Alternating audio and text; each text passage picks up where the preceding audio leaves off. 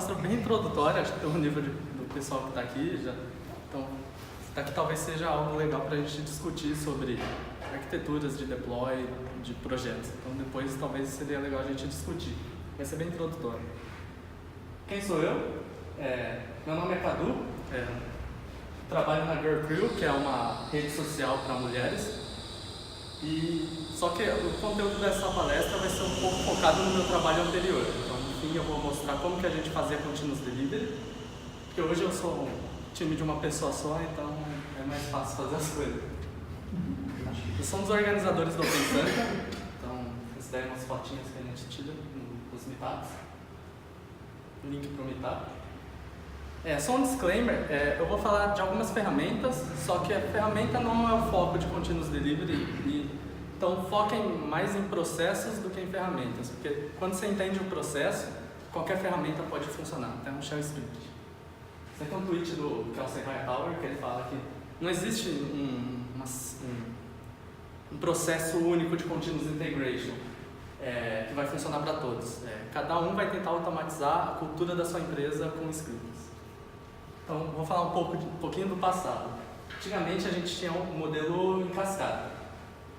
Algumas empresas a gente trabalhava dessa forma. Chegava o requerimento, iam fazer análise desse requerimento, design de aplicação, documentação. A gente desenvolvia tudo, depois ia para teste, fazia o deploy disso e depois a gente fazia a manutenção da aplicação. Só que isso daqui não funcionava muito bem, porque o cliente pedia alguma coisa, a gente desenvolvia de outra forma e o que ele precisava era totalmente diferente. Então, surgiu o Manifesto Ágil e surgiu o Scrum. Então, a gente tinha um backlog, a gente entrava no backlog da sprint, a gente trabalhava em algumas features de 2 a 4 semanas, fazendo daily, stand-ups, fazia iteração. E no final dessas 2 a 4 semanas tinha um produto potencialmente entregável. Então a gente poderia entregar algo que surgiu nessa sprint. Só que isso daqui remete ainda ao waterfall.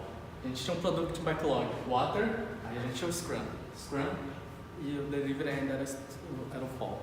Então isso daqui ainda remete bastante ao waterfall. Por quê? Porque você só vai entregar para o seu cliente no fim de uma sprint, pode ter vários códigos que vão ser entregáveis, e isso vai ter várias coisas, vai ter o dia do merge, isso é um inferno, então, porque você tem vários times desenvolvendo código, aí vamos juntar todo mundo e mergear na master, isso é um inferno, vai dar problema. Aí você tem o deploy à noite, você tem que chegar lá, fazer um deploy à noite, porque provavelmente vai dar alguma bosta, então vai ter gente lá para poder arrumar. Então, deploy de noite do time, vai todo sucesso, mas na verdade tá um caos. Ou a gente inventava algumas táticas para contornar esse problema, como code freeze. Não sei se alguém já trabalha em empresa que fazia isso.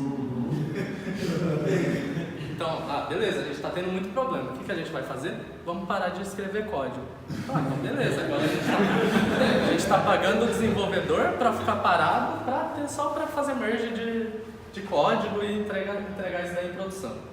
Isso leva a uma frustração contínua. Então, a gente quer entregar mais features para o cliente, só que a gente não quer ficar frustrado, tem que parar de escrever código, parar de juntar a noite inteira para fazer merge, para entregar feature. E aí surge o Continuous Delivery. E o que é o Continuous Delivery? Segundo esse cara, que é o Jess Humble, que ele escreveu o livro de Continuous Delivery, ele fala que Continuous Delivery é a habilidade de ter alterações de qualquer coisa, como configuração de servidores, configuração do seu software, bug fixes, experimentos e novas features em produção, nas mãos do usuário, de uma forma segura e bem rápida, num caminho sustentável. Você não precisa ter todo esse overkill que você tem com o seu time de desenvolvimento. E por que Continuous Delivery? Porque entregar software para o seu cliente tem que ser de uma forma fácil e um processo repetitivo. Você quer fazer isso daí todo dia. Você precisa entregar features para o seu cliente, ele receber as novas features que você está fazendo rápido e para você não ter nenhum problema. Por quê? quanto maior o total de itens que você vai entregar, maior é o risco de dar alguma merda. Então, se você tem pouca coisa para entregar, o risco é menor. Se você tem muita coisa, o risco de dar alguma merda vai ser grande. Não que não tenha risco, não, entregando pouco, mas vai ser bem menor. Isso faz você reduzir o time to market também. Então, pensa numa startup que está nascendo hoje. Vai nascer 10 concorrentes dela no mesmo dia. Então, você precisa entregar seu software para o cliente antes dos seus concorrentes. Então, você vai fazendo features pequenas e vai lançando isso daí em produção na mão do cliente mais fácil. O Continuous Delivery também leva a uma qualidade melhor, porque você tendo esse medo que você tem de quebrar alguma coisa, você vai tentar garantir que você vai tentar trabalhar em formas de garantir que não vai dar nenhuma bosta. Então você vai fazer trabalhos que vão contornar isso daí, vão verificar melhor a qualidade do seu código, vão executar testes mais específicos e que vão tentar garantir isso.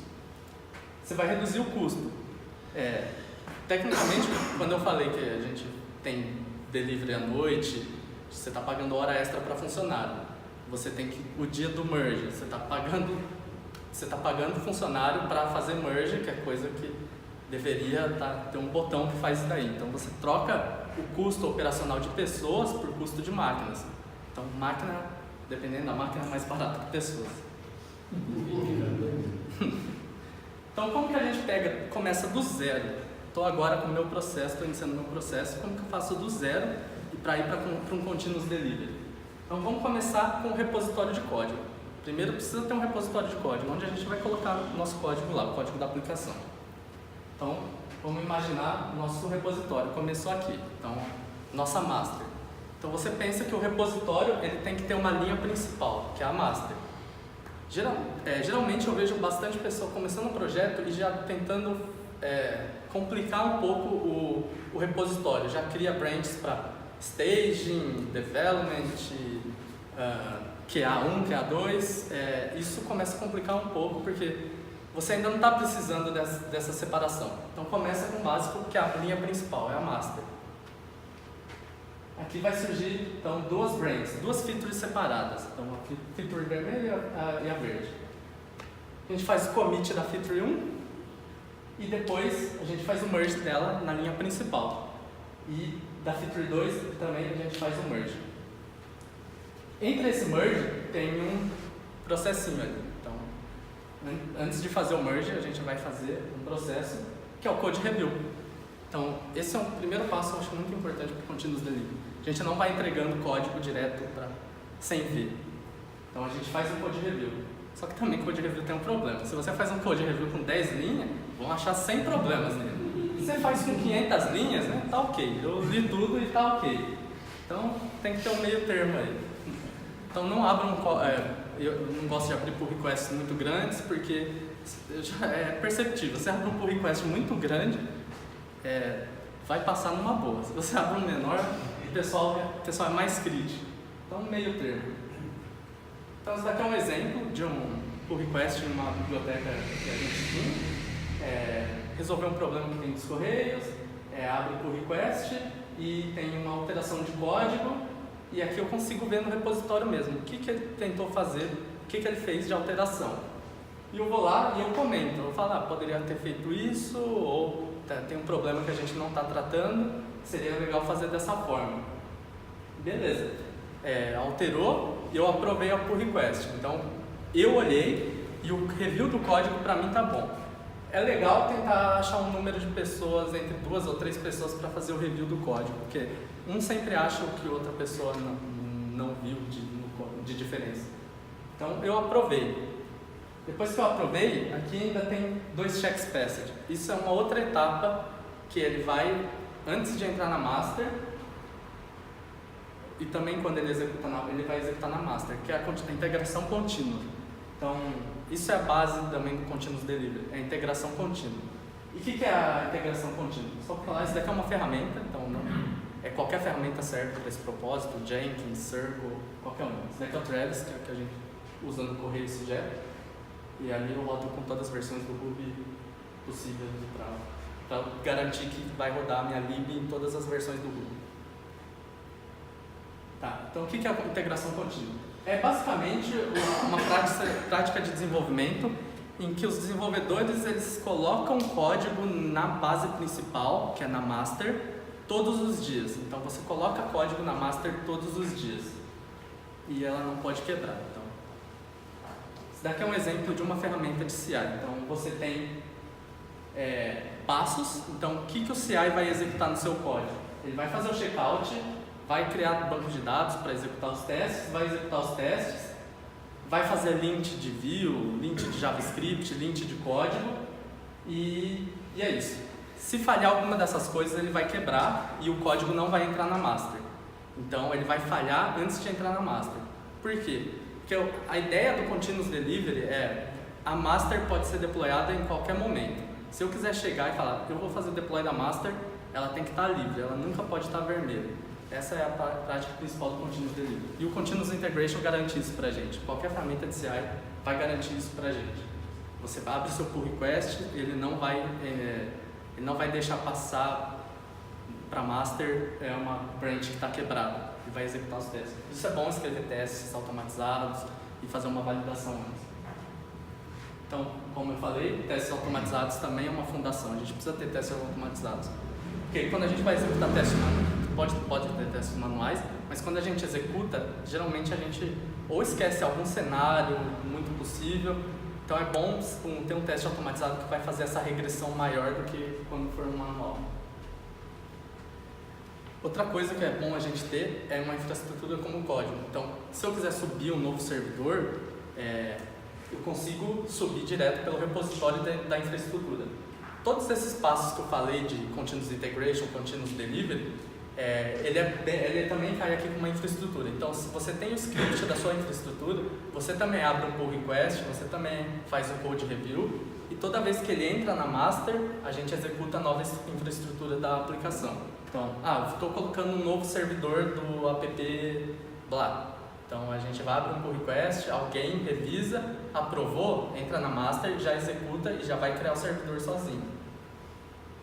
Tem ferramentas para isso. O Chef é uma ferramenta que vai instalar ferramentas no servidor. Então, se você tem X servidores, ele vai em cada um e garante que tudo que você precisa vai estar instalado. Tem outras como Terraform, que é para criação de servidores. Então, o Chef é mais para configuração de servidores. O Terraform vai lá e vai criar os servidores para você. Então, todos daí são formas de você deixar a sua infraestrutura codificada. É uma documentação que você tem para o desenvolvedor. Eu consigo ver tudo que a nossa infraestrutura faz num repositório de código. Antes de entrar na master também, isso é uma prática que eu gosto bastante, que geralmente a gente tem validações manuais para fazer antes de um código entrar na master. O que acontecia muito em empresas que eu trabalhava a gente juntou 4 features na master. É o dia do teste. Não sei se... juntou 4. Deu um problema. Qual dessas 4 features que deu problema? Como que você vai saber? Você não vai deixar isso fazer o deploy, porque alguma deu problema na aplicação, alguma feature causou problema na aplicação. Como que você vai subir uma delas? E você também está proibindo as 4 de ir para a produção. Então isso é um problema. O que eu gosto de fazer é abrir uma pull request, tem uma branch separada, isso sobe um ambiente separado para testar aquela feature em isolado, antes de entrar na master. Existem ferramentas que fazem isso, o Heroku, que é uma plataforma como serviço, hoje ele já tem sozinho, toda vez que você abre uma pull request, ele cria um ambiente para você, o GitLab já faz isso, mas isso daqui dá para ser feito com Docker também. Então escrevi um post também de como fazer isso daqui com Docker, então, com Jenkins e Docker. Então quando sobe uma pull request, ele pega aquela branch, ele cria um ambiente totalmente zero para testar aquela branch específica. Se uma falhar, você tem 4 ambientes para testar. Se uma dessas features falharem, você só proíbe aquela de entrar em produção. Então as outras entram na master e uma fica proibida e vai ser para volta do desenvolvedor corrigir. Beleza, então aqui entrou na master, o código nosso entrou na master, a gente fez um merge e aqui tem um outro step. Depois que ele entra na master, esse daqui entra no step do pipeline. O código vai entrar e vai para a produção. Ou vai para a stage no máximo. Então a gente tem nosso código, ele vai rodar os testes unitários, roda os testes de integração, faz o deliver para a stage sozinho. Aqui pode ser automatizado ou não. pode entregar em produção automaticamente ou não. Geralmente o delivery para produção é um step manual, para garantir, não dá nem problema. Mas até staging tem que ser automatizado. Quem entrega o último em produção sozinho já é um step a mais, que é o Continuous Deployment. E a gente tem que ter o nosso app funcionando 24 horas, porque um desenvolvedor vai mergear o código às 3 da tarde e a gente não quer que o nosso sistema pare. Não quer que fique igual ao sistema da Receita, que ele não funciona da 1 da manhã às 5 da manhã especificamente, eu não sei porquê. Então, não sei disso. Por isso que queria ver essa versão. Então, a gente não quer um sistema da Receita, que não funciona às 3 da tarde porque está fazendo deploy. Então a gente precisa de técnicas para fazer o deploy a qualquer hora. Lembra, o Continuous Deployment, a master pode ser deployada em qualquer momento. Uma das técnicas é o Blue-Green Deployment. Essas são técnicas também que evitam o alto risco. Lembra que quando eu falei que mesmo a gente entregando pouco, ainda tem um risco de entregar o deploy. Então são técnicas que podem ajudar a diminuir esse risco e ficar nosso sistema aberto 24 horas. Uma delas é o Blue-Green. Como que funciona o Blue-Green? A gente tem 8 servidores, beleza? Então a gente vai fazer o nosso deploy. Marca esses 8 servidores como azul, uma marcação virtual. A gente tira 4 da rede. Então nosso sistema em produção só fica com 4 servidores e os outros 4 estão fora, beleza? A gente faz o deploy da aplicação desses 4 servidores de baixo, marca como verde. Então, os servidores de baixo estão com a versão nova e os de cima estão com a versão antiga. A gente troca a chave do roteamento do servidor que está em azul para o verde. Então, nossa aplicação já está respondendo para a versão nova, beleza? E a gente faz o deploy nos outros 4 servidores, no resto. E agora a gente pode chavear de novo e está todos os 8 servidores respondendo a versão nova. Antes desses passos de trocar, botar o servidor verde no ar de novo, a gente faz geralmente um smoke test. Então a gente testa para ver se está funcionando, porque se estiver dando 500, você vai botar a sua versão nova e vai foder tudo. Não vai funcionar nada. Beleza? Então esse é uma das arquiteturas para fazer deploy de aplicação. Tem outra forma também que chama de infraestrutura imutável. Então quem já tem infraestrutura como código, gosta de destruir os servidores e criar de novo, tem essa outra forma, que é também Blue-Green. Então você tem seus 8 servidores, você marca eles como azul, você clona esse ambiente inteiro, você faz o deploy da aplicação nesse ambiente novo clonado, você chaveia seu route, seu roteador para a aplicação nova e você destrói sua aplicação antiga. Então é uma outra forma de fazer Blue-Green. Uma outra técnica é o Canary Release. Isso também é útil para você entregar features para clientes específicos. Por exemplo, é um beta, eu só quero entregar para X cliente. Então, como que a gente faz? A gente tem nossa aplicação na V1 aqui, rodando para todos os usuários, beleza? A gente faz o deploy da V2. Isso pode ser criando a infraestrutura nova ou fazendo metade dos servidores, tanto faz. A gente chaveia, agora a gente gera 5% do tráfego dos usuários vai para V2, 95% para V1.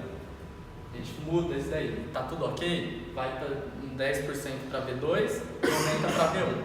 E vai fazendo isso daí incrementalmente. Até que o momento que você fica, todos os usuários estão na V2, nenhum está na V1, e você destrói a V1. Agora a gente só tem a V2. Só tem um problema fazer isso, que é... E o banco de dados? Como que a gente roda o banco com 2 versões de aplicação? Então, são os drawbacks que fazer essas tranqueiras causa pra gente. Então, a gente tem a aplicação na V1. Nosso banco de dados está na V1, beleza? Quando a gente faz o deploy da V2, ele executa as migrações do banco e o banco vai para V2. O banco não fica na V1. E como que a gente faz isso daí? Por exemplo, se eu apaguei uma coluna, a P1 vai começar, a PV1 vai começar a retornar 500, porque a gente apagou uma coluna que a P2, a versão 2 removeu. Então a gente tem que deixar o banco a aplicação tem que funcionar no novo, a aplicação velha tem que funcionar sempre no novo estado. Então a gente tem técnicas para evitar isso. Por exemplo, essas mudanças não são destrutivas. Criar tabela, adicionar coluna, criar índice. Às vezes. O Postgres não loca banco de dados se você cria índice. MySQL não sei, talvez. Depende da engine. Então, tem que consultar o manual do seu banco de dados no último. Postgres, inclusive, se você for criar índice, tem que ser concorrente, senão ele vai locar.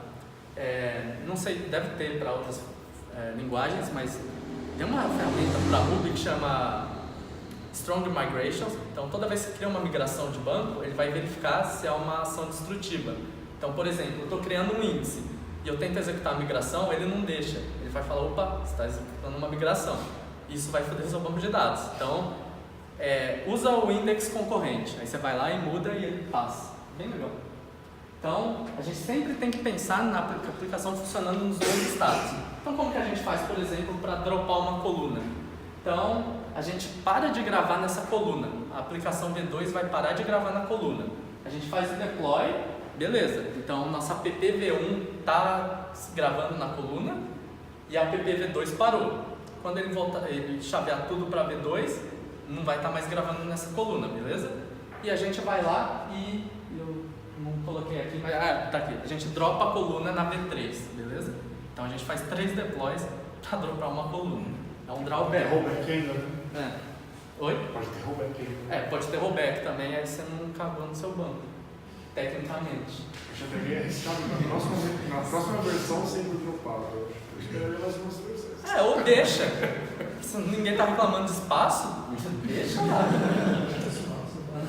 Espaço é barato, diz que é barato. Seu gerente te ligando 1 da manhã, é caro. Renomear uma coluna também é um pouco mais complicado do que dropar. Então, a coluna nova, a gente quer renomear. Por algum motivo, a gente vai trocar nome para fname, não sei. Então, a gente cria a coluna com um novo nome e a gente começa a gravar nas 2 colunas. Então, quando grava em name, ele grava em fname e name. E a gente deploy a V1. Depois, a gente migra os recordes antigos. Então, a gente pega todos os recordes antigos de name e joga em fname. É um outro deploy, V2. E no V3, a gente lê só da nova coluna. E a gente no V4 dropa da outra coluna. Então, são 4 deploys para renomear uma coluna. Então, é meio um drawback. Mas, ou você deixa a coluna lá forever também. Ninguém vai ver. Tem várias assim, mas... Nenhum. Outra técnica também para a gente não tentar fazer muita cagada é ter feature toggle. Isso daqui é muito legal porque geralmente a gente quer entregar, igual eu falei, do continuous deployment é entregar para master direto, todo dia.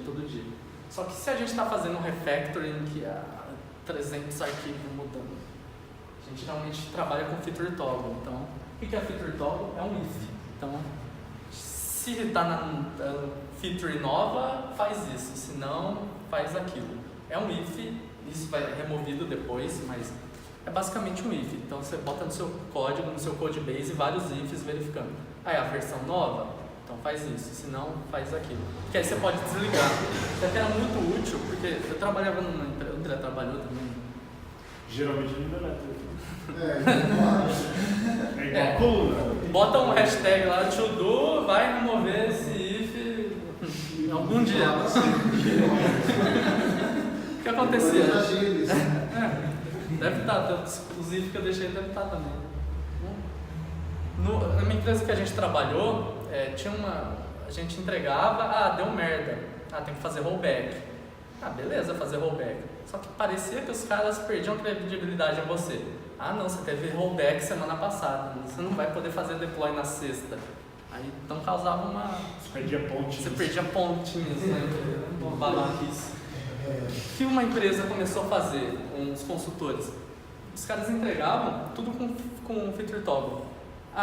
Os caras, a empresa via, tá dando erro, desliga e fala que o deploy foi com sucesso. Beleza, pro pessoal de Gmood, de gestão de mudança, a melhor empresa, nunca deu um rollback para aqueles caras. Mas por trás a gente sabia que estava dando muita bosta. Eles só trocaram. Eles ganharam ponto na empresa. Hoje você tem ferramentas que fazem isso. Tem essa Launch Darkly, é um SaaS, Então você vai lá e fala, eu tenho essa feature, eu vou desligar, ligar, eu vou rotear isso para 90% dos usuários, vou rotear para 10% dos usuários, vou rotear para esses usuários específicos. Então, feature de novo cadastro de usuário, só vai para tal usuário. Então, você consegue fazer isso aí tudo pela interface deles. Devem ter ferramentas open source para isso. Outra coisa que a gente precisa ter é monitorar a aplicação, porque ali não foi um pico que aconteceu, mas o New Relic você consegue setar. Fiz um deploy. Então você consegue ver qual deploy que causou um pico de uso na sua aplicação. Ali é só um pico que provavelmente derrubou metade do servidor, começou a responder mais lento. Mas o New Relic já me ajudou a pegar, chegaram e falaram, a request para a API de vocês está demorando 40 vezes mais. Mas, caralho, aí você vai lá e você consegue ver qual que é o deploy certinho que fez aquilo lá. Aí você pega, aí você vai ver a merda aqui, né? Dá um rollback ou arruma rapidão. Como você entrega todo dia, você consegue arrumar um bug em 5 minutos. Como a sua master é entregável toda hora, então eu sei que a master eu posso fazer deploy. Então eu vou lá, faço uma branch nova, arrumo o meu bug, abro um pull request, alguém valida, passa os testes e eu coloco em produção. Eu não preciso mais, fiz rollback porque está dando um bug que eu consigo arrumar em 5 minutos. Então você não precisa fazer rollback daquela feature que você trabalha uma semana inteira por um bug que você sabe que você arruma em 5 minutos. Ou talvez arrumaria em 5 minutos. Então, é legal. Outra ferramenta que eu gosto bastante para monitorar é essas ferramentas de tracking de erro. Isso daqui é sensacional, porque começa a estourar exceção no código, isso daqui pinga no Slack e você consegue ver. Aí você fez o deploy e fala, putz, está começando a explodir bastante exceção. Você pode dar rollback ou arrumar. Então, isso daqui é essencial e eu consigo ver até que usuário que aconteceu isso. O que acontecia bastante era a gente via, tá dando muita exceção para esse usuário. A gente mandava para o suporte entrava em contato com a pessoa, fazia uma defensiva já falando, a gente está arrumando e 10, 15 minutos vai estar tudo certo. Então é bem útil isso daqui para você traquear o que está acontecendo. Isso daqui aí caía lá no Slack, então, esse novo item ocorreu pela primeira vez, daqui é uma exceção que ocorre pela primeira vez, aí você consegue ver direto isso daí no chat da empresa. Então todo mundo trabalhava em cima disso daqui. Então eu vou contar a minha experiência, como foi Continuous Delivery na TopTal, um resuminho do que eu falei. Então, isso daqui é um ticket no Jira, a gente pegava, beleza, eu vou trabalhar nisso daqui, eu abria o pull request, colocava reviewers, então a gente tinha que ter no mínimo 2 reviewers no código, eles aprovavam, isso daqui era todos os checks que executava, então a gente usava o Jira, então o Jenkins, então isso daqui cada item desse era uma build no Jenkins, então ele rodava teste de features de developer, que é o teste de aceitação, lint de front-end, Rubocop, que é o check de style guide do Ruby, então se eu coloquei um código que não está no padrão da comunidade, então ele já bloqueava por request. Ele rodava specs unitários de back-end e specs unitários geral. Passou tudo, ia para o passo de entrega do código, então fazia settings, rodava tudo, deploy em staging e a gente conseguia acessar em staging a aplicação. Antes disso, quando a pull request estava aberta, a gente tinha um bot, você falava lá, TopTal, run, temploy, que a gente chamava o nosso ambiente temporário. Então quando a gente rodava esse comando, ele subia o ambiente inteiro só com aquela pull request. Então nossa QA conseguia testar, validando se passou aquilo lá sem interferência de outras pull requests. Era bem isso. E depois que entrava na master, o nosso pipeline ele só ia até stage. Então só stage automatizado. E quando entrava já estava na master e eu tinha certeza que eu queria fazer o deploy, só pessoas com permissão de release, ia lá e falava, faz o release desse checksum no GitHub. Aí ele ia lá, e o bot falava, vou fazer deploy desse check e vai entrar todas essas issues do Jira na pull request. Aí o bot ia lá, fazia o deploy, startava e ele criava no GitHub, como o Ruby é uma linguagem interpretada, a gente não precisa fazer build, gerar um war, nem nada. Ele pelo menos ia lá no GitHub e gerava um release daquilo lá. Um release no GitHub é uma tag com aquele checksum daquela versão que você fez o deploy. Então ele gerava aquilo lá e aquele link da release são todas as issues do Jira que ele fez o deploy. E é isso daí que eu queria mostrar, era mais uma experiência. Então, resumindo, a gente precisa ter um repositório de código, fazer code review, integrar o código no repositório central todos os dias, inclusive de infraestrutura, testes automatizados, infraestrutura com código, automatizar deploy, zero downtime, monitorar e feature flag. Com isso daqui, você seguindo esses passo a passo, você consegue entregar código todo dia sem ter nenhum problema. Deu um problema, volta rapidão. E é isso daí. Alguém tem alguma dúvida? Muito bom. Então, a ferramenta do Feature Flag, você falou, como é que eu faço a integração daquela ferramenta com o if do meu código? Pela API, com o consulto dele? Você vai ter um SDK dele e você vai fazer a if, feature tal, enable, aí faz tal coisa. Se não, faz outro. Tem que importar o SDK dele também. Tem que importar o SDK. Os open source também. Eu uso uma no Ruby que é open source, se chama Flipper. Ele faz a mesma coisa. Você consegue setar porcentagem também. Bem legal.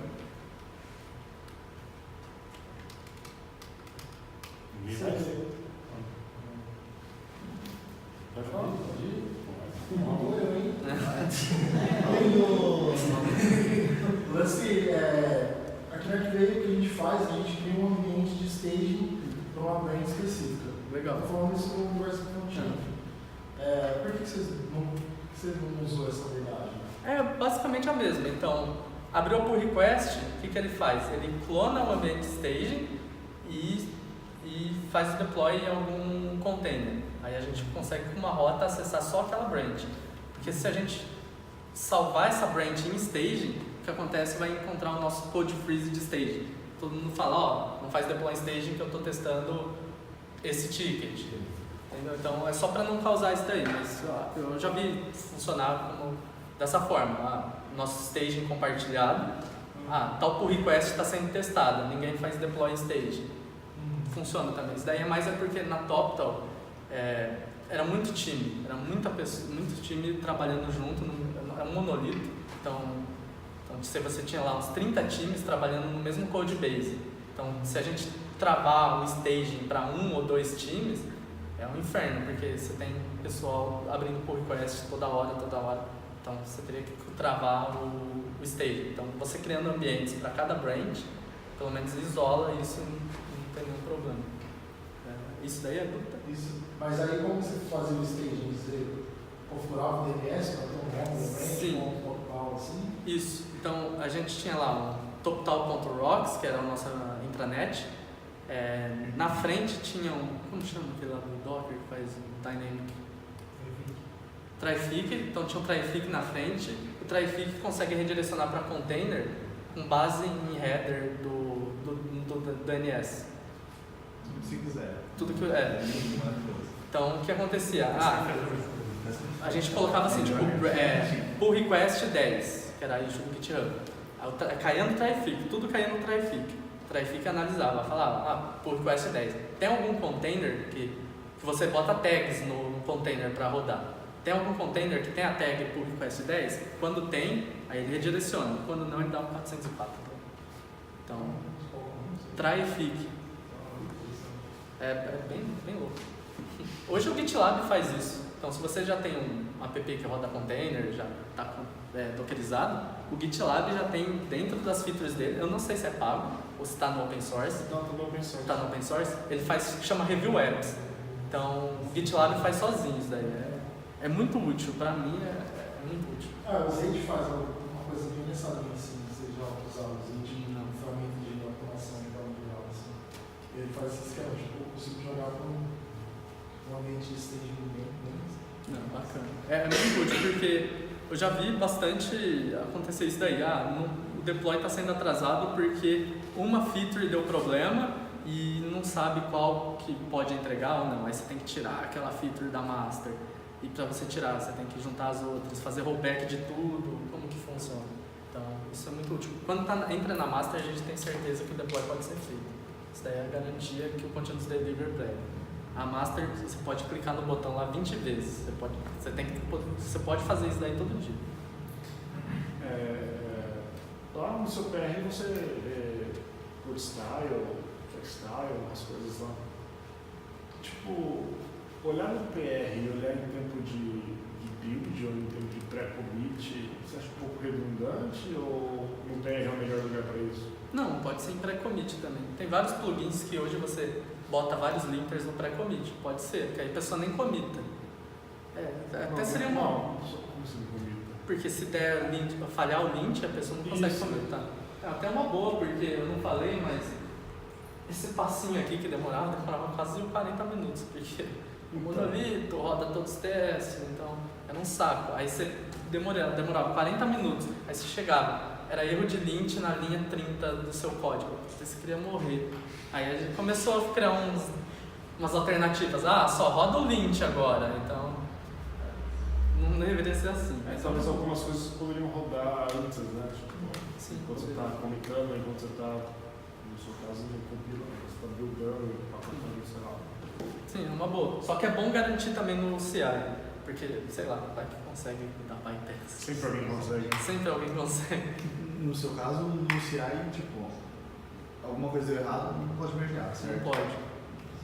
Isso rodava antes das aprovações ou antes de fazer o merge? Tanto faz. Antes de fazer o merge, porque assim, você comitou, ele já roda.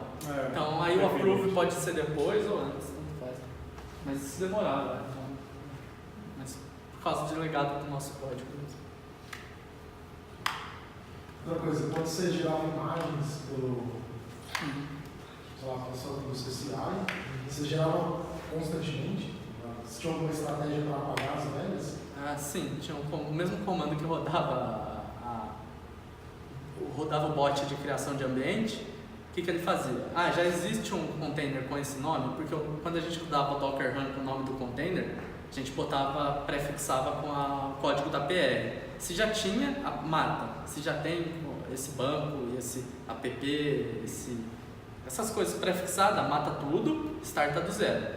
Mas às vezes ainda ficava uns resquícios, aí a gente tinha um comando que forçava a matar todos os containers. Então o mesmo bot tinha um comando de delete. Hoje a gente não faz por meio de um overhead, cara, tem imagem aí. Vai ter, cara, vai ter. Vira e mexe dava problema. Você sempre tem um zumbi, né?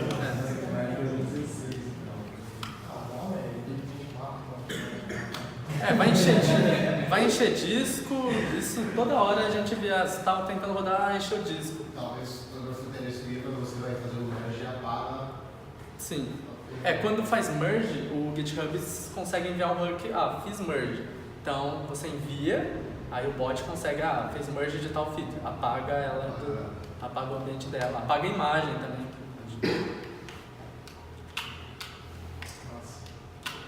Massa? Alguma dúvida?